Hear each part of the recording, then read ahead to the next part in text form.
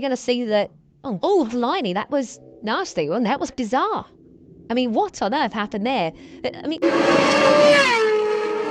Welcome to the Last Corner YouTube channel.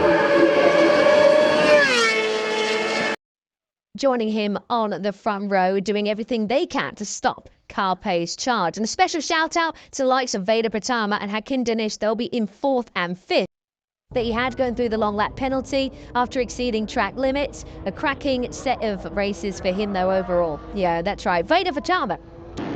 And the revs are rising, the temperature's rising, and we're away for the Red Bull MotoGP Rookies Cup Race 1 here in Aragon, and a superb start from the pole position from Alvaro Carpe. Alongside him and underneath him, no, it is Carpe that leads into the first corner. Knows he can do it. He's a confident man. It's a long, long run up the hill now before they plummet back down it. It was a sluggish start from Mats Keelis. I would say sluggish, but perhaps more cautious. You would have seen exactly what happened to the MotoGP third position starter in the sprint race not long ago. He only lost a single position, but it looks like he could be losing a couple more. Second place, Veda Pratama in third. Things go from bad to worse for Joe Poggio. There he is. He's crashed out of the race, unfortunately, on this opening.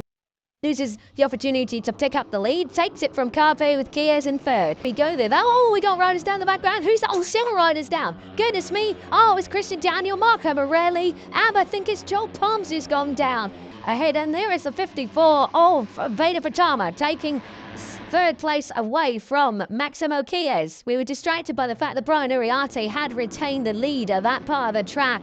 And then actually we've now got Alvaro Carpe retaining it then. But I'm not sure what that was. I'm keen to get a look at what happened in the background there, but I don't. From the Aragon circuit in his respective championships, Junior GP, European Talent Cup. He knows his way around here, but Pratama, I mean, you've got to hand it to the lad. He is so impressive. He's never seen these circuits before. He's only racing the Rookies Cup in Europe this year. Extremely, extremely impressive. So Chies up into second place now. He's looking for the slipstream of Brian Uriarte. He's pulled ahead of the 83 of Alvaro Carpe. Now, this isn't really the way I expected it to go because Uriarte was Carpe was so quick in practice, but maybe he's just being a little bit cautious, knowing what he can do. The 13 of Hakim Danish moves up there. He's obviously looking to battle for the lead this time. Yeah, you can see off the back of this group, as they cross the line, we'll be seeing by the army. It says than the Mugello straight. And of course, Mugello, you have a much faster run onto it. Uriarte stays in charge, but he's got Danish just behind him. Chies in third place then. And this is where those curbs are on the outside of the runners. And there are no more track limits apart from as it goes down right towards the finish line. But as we come into turn 1, Uriarte still maintains that lead, but Chies moves up the inside of Danish. And down to complete lap 4. 10 riders then compete for P1 at the end of this one at the moment. All the way back to Zani in 10th place as they cross the line. Leading the second group, you got Pugliese. Superb stuff. You're looking back from Alvaro Carpe. There you were on the onboard. I've got a red flag rider. That's a pause from the race at the moment. So this is the first red flag of the year. Not being told why at the moment, but presumably that, it's either attending to a rider or maybe machinery on track with that multi-bike incident that we were told about just before. But that is the end of Astronauta. We got loaded down there and running the track. Head up. It was seeming quite orderly. I think people have been quite cautious. Yeah, who would expect at this point of the season things to get a bit frantic, but apparently not. Yeah, well, not really. Absolutely.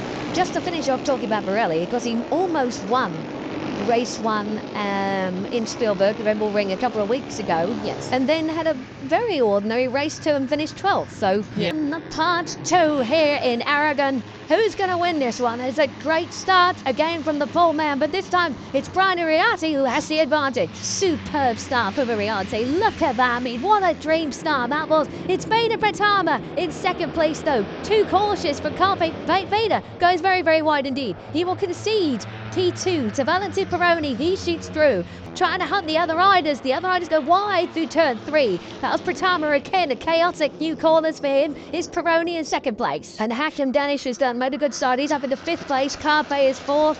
And Kies is back in 6th place. So it's certainly Ariate, absolutely superb from him. Is in 3rd place at Pratama.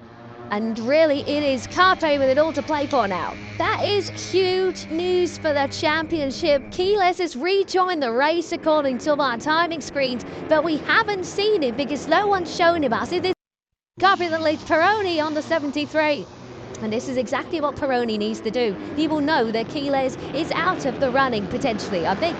Or at least he's riding like he knows it. He is back in the championship punt, but he will need to get this victory to haul himself back into contention in his very first year of rookie's car. Absolutely superb stuff from these three. This is what it's all about. It is a 204.740. Goodness me, that is absolutely hauling, isn't it? Brilliant stuff. And we see Danish. Danish is in 7th place and he's got a double long lap penalty. That is due to what happened between him and Max Keyless on lap 1. Big drama for Danish then, who's in 7th place in the standings. Right, so there's the 83 of Alvaro Carpe, the point leader. He's out in front. He's towing Peroni, and it is going to be a very tough ask, I think, for Salmela and Iriarte. So it looks like Borony disasters for the ones up front. They're out of the running for the podium, but they've got bad news as well because he has got this win in the bag. But Iriarte is there. He's on turns. I thought that they'd let him, but he's back. He's very much back. Count down. We're climbing uphill here in Aragon. Will Peroni make a move? If he wants a shot at the title, he needs to be aggressive. He needs to put him out of the way. The giveaway for everybody runs wide into the reverse corkscrew then. What about the drive through this very, very tricky left-hander? Peroni's all over the back of them. They certainly got something ahead of Ariarte. They've gone away from him there, and it's on the side of the tyre up to 200 kilometers an hour, 125 miles an hour, all on the side of the tyre before braking very, very hard and back into first gear for this very tight left-hander, the Peter. And who gets out of this corner and gets the perfect drive and the slipstream, of course? You may not really want to be leaving it, but the man in front is Alvaro Carpe, ahead of Valentino Peroni, and Brian Ariarte trying to come back here, but he's too far back to pick up the slipstream, surely. Droney's closing, he's closing. Is he going to make a move? This is it. Down into the final corner, Peter, and this could be big for the cup. And Ariarte is there. It's a long way still to the finish line. It's through this sweep, and then you've got to cut back, and you've got to get that perfect drive up the hill. It is Carpe. It's going to be tough. It's going to be Carpe. They can't pass it now. It's Alvaro Carpe that wins from Peroni and Ariarte. Blimey O'Reilly, 200ths of a second separates Carpe from Peroni.